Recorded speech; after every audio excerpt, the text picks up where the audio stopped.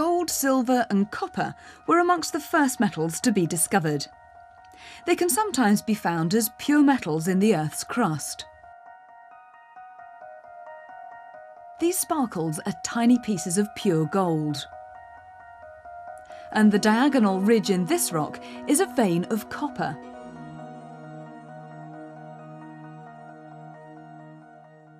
But finding metals in their pure state is rare.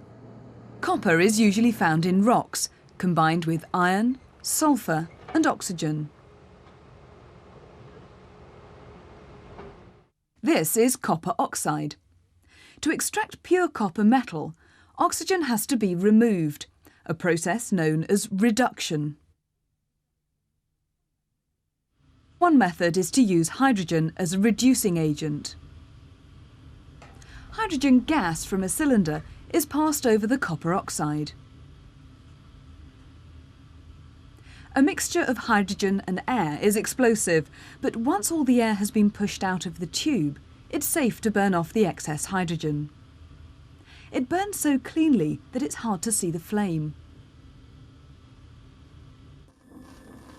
Heat the copper oxide in this atmosphere of hydrogen and it quickly changes colour. Hydrogen reacts with oxygen in the copper oxide to form water.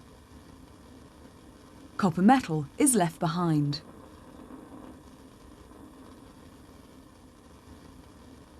While the copper oxide is reduced, the hydrogen is oxidised.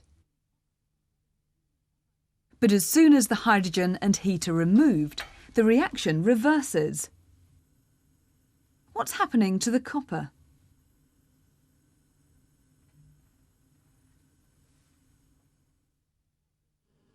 Carbon is a much safer reducing agent.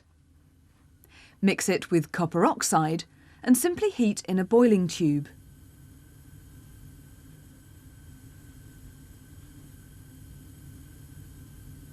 Carbon reacts with oxygen in the copper oxide and solid copper forms.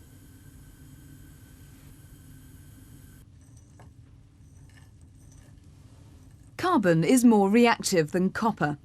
It's able to remove the oxygen and form carbon dioxide.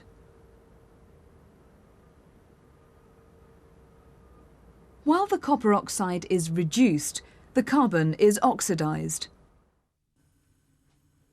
So, can other metal oxides be reduced by carbon? A mixture of lead oxide and carbon is heated strongly for several minutes. Beads of pure molten lead form in the tube.